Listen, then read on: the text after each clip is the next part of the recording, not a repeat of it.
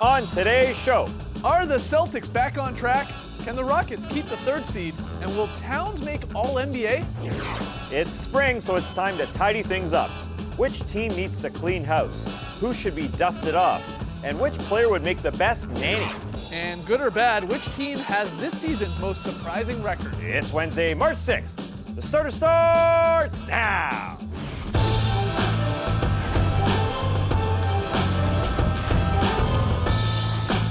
Good evening, Sweet World, and welcome to The Starters, presented by Jack Daniel's Old No. 7 and Tennessee Honey. I'm J.E. Skeets, alongside me, as always, Tass Mellis. And over there, well, he's paying off a February pick'em loss. It's the Aussie, nanny, Mrs. Doubtfire. Hello! Yep.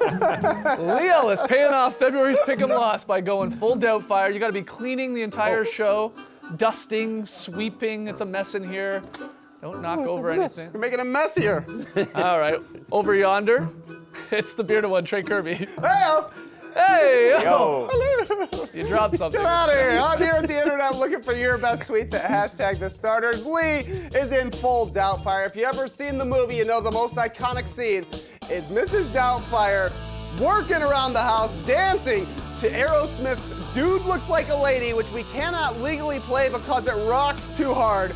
But since we've got her here, let's see some of those famous dance moves. Eugenia, take it away! Yeah, I get it. Killing it! He's enjoying this pick'em. Oh man, this is a punishment He's for tiring. us. He's tiring. He's tiring. But since we're talking about Aerosmith, it gives us a chance to fire the pun gun. I want you to hop on Twitter and hit us with your best hashtag NBA Aerosmith puns, like for instance, their lead singer, Brad Stevens Tyler, or maybe you go songs with it, Walk This Wayman Tisdale, RIP, or maybe you go starters with it, Tassie's got a pun, whatever it is. Nice. We want to hear from you, so hit us up on Twitter with your best hashtag NBA Aerosmith puns. Send an NBA Aerosmith or hashtag the starters. We'll see the best ones a little bit later. All right, get your tweets in. Fire that pun gun. On tonight's show, Mrs. Doubtfire and Tass are going to go head-to-head in crossfire. Okay. We'll also debate the most surprising record this season, and we have a very solid play. creepy. Yeah, he's going to be cleaning, she's going to be cleaning all throughout the show here, but let's start with a little true or false, looking at some of the big games and big storylines from last night. All right, Trey. The Celtics are back! At least for a night, as they flew out to Golden State and beat up on the Warriors last night, winning by 33 in a game in which they never trailed. According to Kyrie Irving, that long plane ride helped the Celtics out because they really needed it. It's an almost 7-hour flight, so true or false, the Celtics have figured everything out. We're being facetious with that line. There's no chance that they could figure it out after one game because they've had plenty of good wins this season because they're a good team. They're 4-7 in their last 11, but prior to that, they're 10-1 in those 11 games because they get W's. The question is can they keep this up? Can they keep this feeling up that they're a team? Because they have enough talent to beat the Warriors. They have enough talent to beat any team on any night. Right.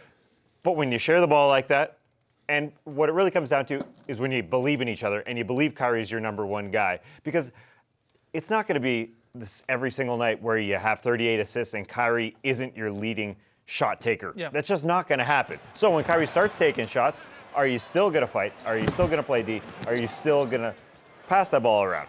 Yeah. That's the question. Yeah, I said on Monday night, I thought this 4-game road trip out west would sort of make or break them. And so far, so good. That one win against the Warriors. A very bored Warriors team without Klay Thompson. I think we need to point that out. But the Celtics played great. They moved the ball, communicated on defense. Gordon Hayward finally played a great game here for them, giving them 30 points off the bench. But yeah, they talked about this idea. As funny as it sounds, Kyrie talked about, maybe this plane ride, bonding together, getting away from Boston, getting away from the media for a little bit together on the plane, maybe brings us together. We get some things off our chest. So far, so good. I want to see them play the Kings here tonight, a team that has something to play for. They're trying to get into the playoffs. They're going to put up more of a fight than the Warriors did last night. So I'm not convinced yet. I have my doubt fires about this. But yeah, we so will if see. they win tonight, are they consistent? Well, yeah, no, I mean, they're streaky. Look, we've done this like 3 times with the Celtics season where, wow, they look unbeatable. Oh, what's wrong with them? Wow, they look unbeatable. What's wrong? I mean, we've done this 3 times here this season. So yeah, I'm just saying if they can string together 3 or 4 wins here on this road trip, I'm a little more convinced. All that said, the whole time when we were questioning them and worrying what was going on in the locker room, we kept saying, you and I and everyone here, wow, they have the talent if they put it together on any given night, they can beat anyone. And then you get into a playoff series, you got to win 4 of the 7. They're that good still. Yeah, they can win a series, but can they win 2 or 3 series in a row? I would say no with the way that things have gone through 60 games. Yeah. Maybe that 6.5-hour plane ride, sure. They develop some chemistry. Will it continue? That's the question. Do they believe in each other? And frankly, do they believe as Kyrie as their number one guy? Because they went to the conference finals without him last year. They have to believe in that chemistry, but who cares about us? Mrs. What Doubtfire. does Doubtfire have to say? You can chime in here. You don't have to clean the entire time. Oh, it's a pigsty, this office. Yes. They have to share the board deal. It's as simple as that. I can't look in the eye. Yeah. No, Give your grandma a kiss. Come on, give your grandma a kiss. it's too early for this, Lee. It's too early. Okay, but you liked what you saw. I liked what you saw, yeah, but they always get up for the Warriors. You know, Yep. They get up for the Warriors. Excuse me. They get up for the Warriors. There you go. It's hard to do a Scottish grandma's accent, but I'll keep trying. With a little Aussie thrown in, yeah. Oh, yes, but share the ball. Excellent. That's the insight you're looking for. The Rockets won again last night as James Harden lit the Raptors up in the fourth quarter, scoring 19 of his 35 to win things for Houston. The victory is the Rockets' 6th in a row, and it came on a night that the Trailblazers and Thunder both lost, which left those 3 teams with the exact same record, tied for 3rd in the West. They've been on fire since the All-Star break, so true or false, the Rockets will finish top 3 in the West. Ladies first on this one. They should. They should. It's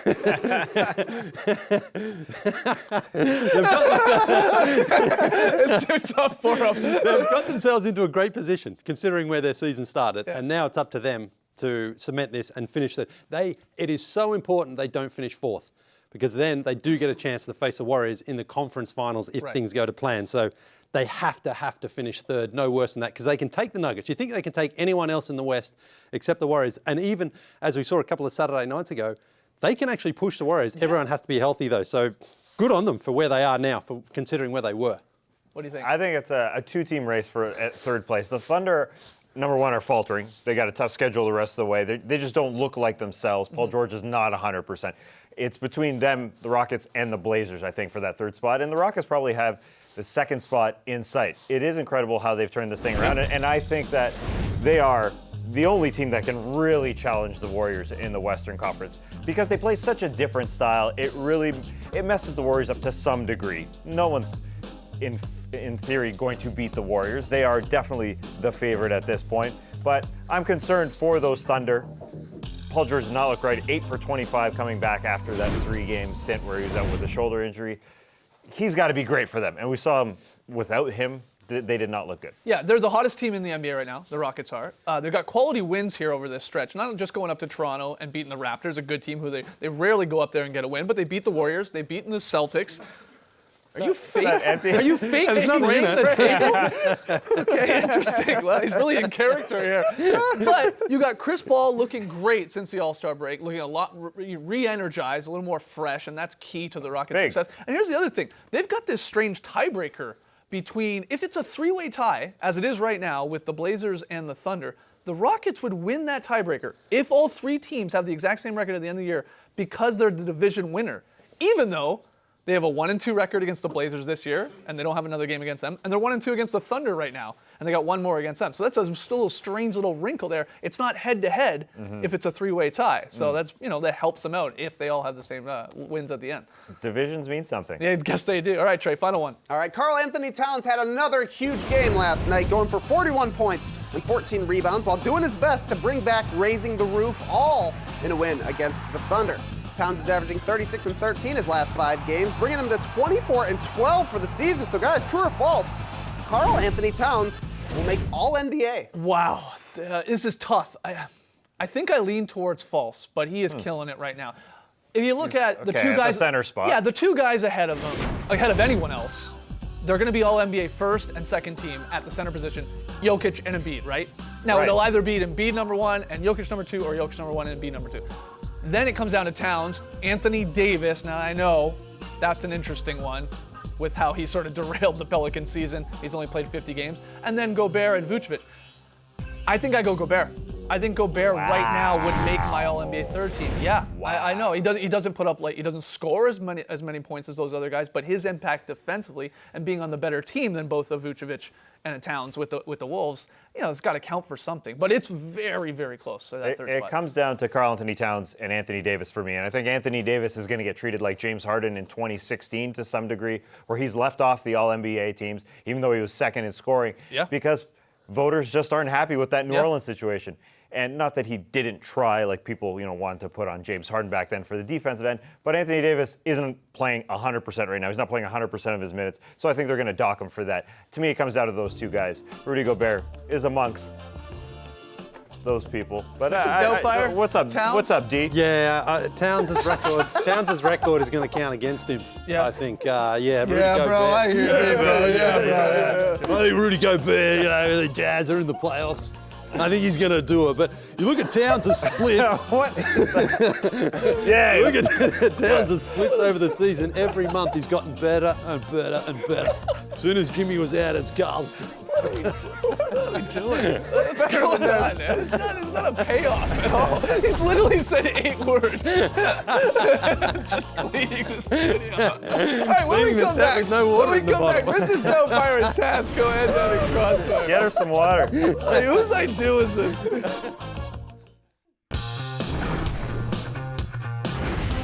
The Starters is presented by Jack Daniel's Old No. 7 and Tennessee Honey.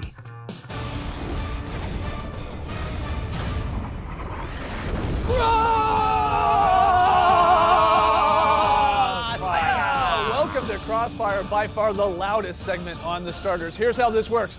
The champion, Mrs. Doubtfire, is going to take on the challenger, Tass Mellis, in 3 rounds of questions head-to-head. At the end of it all, I'll declare a winner. As always, the championship belt is on the line.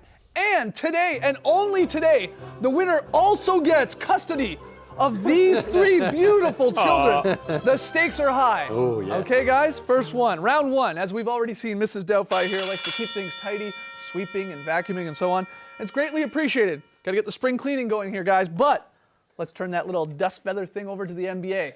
Who of these teams in the league needs to clean house this summer? Here we go. It's the Charlotte Hornets. Right now, they're 29 and 34, and they're in the playoffs, but don't be fooled. They always do this. They always win around 36, 37 games. If they're in the Western Conference, they would be below the Pelicans right now. The Hornets have tried to stay loyal to their guys they drafted, giving them big contracts, but it hasn't worked. They need to hit the reset button and get some better talent in there. It's the Charlotte Hornets who need to clean up.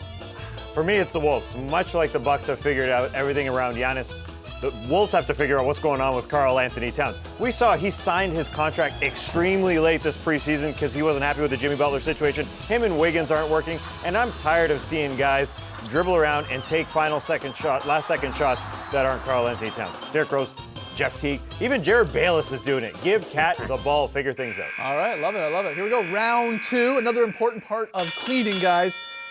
It's dusting. It's tedious, but it's a necessary exercise, as we found out here. So, which player, either someone retired or someone buried on the end of the bench, needs to be dust-offed a little bit, given a chance to shine here?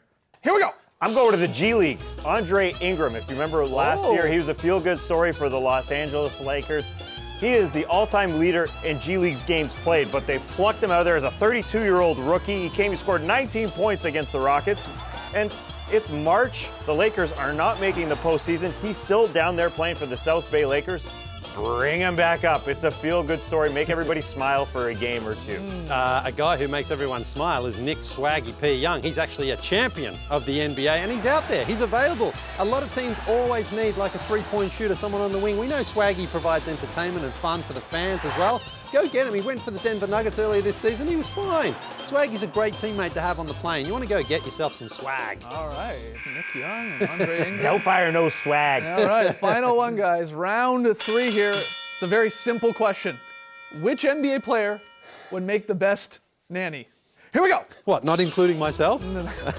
It's Steven Adams from the Oklahoma City Thunder, because anytime there's an incident on the floor, Steven Adams is the first one there taking care of the player, whether it's his teammate or opponent. He's always ready to go and help them out. And that's what you need to be with a nanny. You need to be first aid trained. I think Steven Adams is. So if there's any problems, he's always ready, and he's always, he knows what to do. Okay. Give me Dwight Howard. Dwight's passion on the court may be questioned, but his passion for goofiness, unquestioned. He can make kids laugh. Look at him. Yeah, you He's don't always want a being a goofy goof. nanny, though. You want someone responsible. Dwight's not responsible. Okay, fine.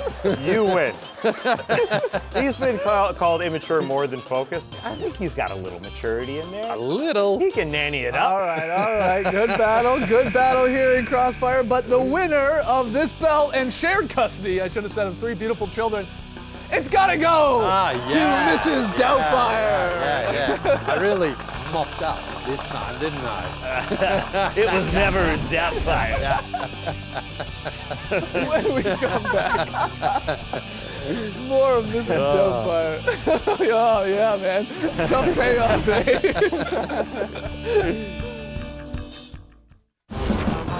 Back with the starters, time for fill in the blank. Trey.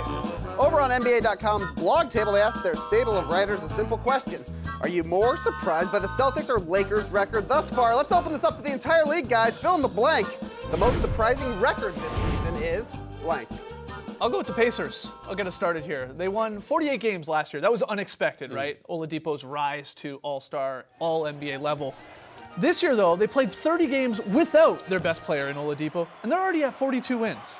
And to put that in perspective, the Nuggets, a team we've talked a lot about over the year, number 2 in the West, they're at 42 wins, too. That's really impressive. Nate McMillan's going to get some Coach of the Year votes, and rightfully so.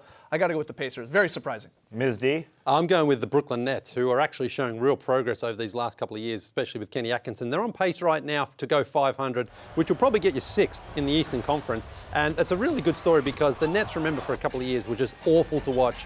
Bad team, didn't really have any direction. Now they're actually a team that you can see maybe even springing a surprise in that first round and getting out of it. Really like the way they're developing their players. They've got some good young talent there which they can build around, and they're starting to have success. So good on them. Good on Sean Marks in the front office there. I'm going to go in the other direction, surprising in a bad way. The Washington Wizards, they got 2 really talented guys that lead their team. 7 All-Star appearances between John Wall and Bradley Beal. And it's not just the injury to John Wall that's making them 26 and 37. They were bad before Wall got injured. There's just way too much talent for them to be this bad. I know that they've kind of gotten stale, but at the same time, I don't know. A 26-year-old movie is still good. The Washington Wizards should still be good. All right, Trey, our next one. If you haven't seen Mrs. Doubtfire, don't feel bad. Like Tess said, it's 26 years old. Came out in 1993 before literally hundreds of current players were born. But with the 90s on our minds, fill in the blank. The thing you miss most from the 90s NBA is blank. Yeah, I think the easy answer would be to say Jordan or the Bulls or even Inside Stuff. Shout out to Willow Bay. But I'm going with dominant big men. Yeah, they had the best. We had the best big men in the 90s, truthfully. One of my favorite players of all time, Keem Olajuwon. He was amazing. Shaquille O'Neal, a young Shaq, especially on the Magic, ripping down backboards. David Robinson, an MVP. Of course, Patrick Ewing, Alonzo Mourning, Dikembe Mutombo. You can even throw Rick Smits, Bill Laimbeer, and Sabonis in there. Big men.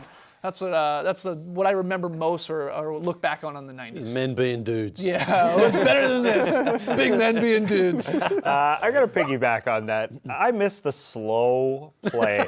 Sometimes, really? Sometimes basketball just moves too quickly. It's kind of like a wedgie. It stops playing. You can really appreciate what's going on. Sometimes I just want a Mark Jackson backing you down for 10 seconds and everybody just watching. Some bad twos. Throw up a bad two. Somebody should have bad 2 already. Brad Daugherty's in the Oh, post. there's another dominant Yeah. big man. Yeah. What do you got, Mrs. D? The one thing that everyone remembers about the 90s is the intro music for NBA on NBC.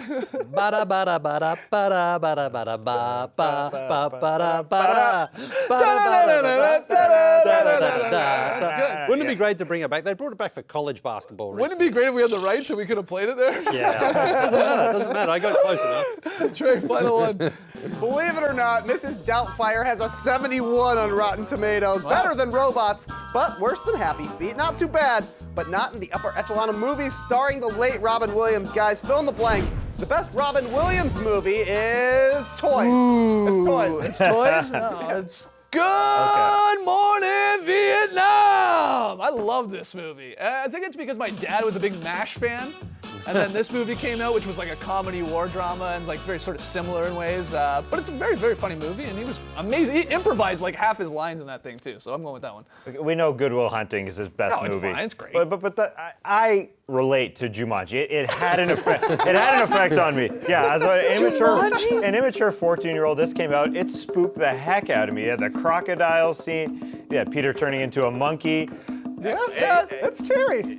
And then it was so good, they made a Jumanji 2 out of it. Was he in that one? No. Definitely not. No. What do you got? Me, this one, Mrs. Doubtfire. I mean, this is the best movie. Funny thing is, I wasn't even a big Robin Williams fan until I went and saw this in the cinema. It was so good. It turned me. Yeah. It was great. Cinema. An old lady. Only an old lady would use the word cinema. I went to see that film.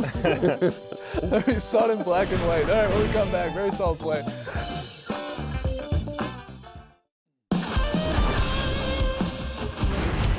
Tonight on NBA TV, Crunch Time at 9 p.m. Eastern. Catch all the great endings here on the network. All right, we asked you to fire the pun gun. Hashtag NBA Aerosmith. Lee looks like a lady. So what do we got there, Trey? Got some great ones. We got a dude looks like McGrady and a suit don't fit McGrady. Both really good. We got Sweet Melotion. Blazers stuck in an elevator. I don't want to miss Yao Ming.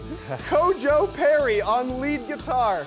Levine on the edge. Nice. Hakeem the Dream on. Genie's got LeBron, and Skeets, you're going to love this one. Good evening, sweet emotion. Well done. Way to fire that pun gun, guys. All right, tonight's pick and play. Celtics Kings. Kyrie is not playing in this one, we've just learned. Trey and Lee have the Celtics on the road. Tass and I have the Kings at home. Trying to get it was into a long that flight playoff down to race. Sacramento. Yeah, that's right. All right, Lily, Mrs. D, very solid play. Going out to Minnesota here for the Timberwolves with a beautiful play last night against the Thunder. Now, it does end in a dunk, but it's just such a beautiful play. I had to go with it. So that's what I call a very solid pie. Hello! Oh, I got it in my eye. Close your eyes, mate. Hey, we got some fan signs if you can see. I got cheeved. You got I cheese. got pied and cheeved. Yeah, Chief, you know the Chiefs. This is Emmett and his buddies. Well, I can't see, I haven't got the lenses. No, they Where were are celebrating a birthday. That's right, yeah, celebrating a birthday. Great job there, guys. Way to go, Emmett. Emmett We and have, his friends. one Yeah. more. Oh, we have another one. This one came in just before the show. This was actually done during the game. It was drawn during the game. They're trying to make the meme. Apparently, the meme of the century is my haircut. They're trying to make it grow. So yeah. Yeah, that was your last Impressive. pick-up payoff, Yeah. and Yeah, this I know, was I your know. most I recent know. one. How'd that go? How'd Oh, that great. feel? I look like my mother-in-law. It's unbelievable. Oh, She's going to Sorry be so about that. proud. She'll be happy. She'll love it. all right, guys. Thanks for joining us for a very weird edition of the Starters tonight. We'll see you tomorrow. Things will be a little more normal. All right, let's check the highlights. Embrace the night, people.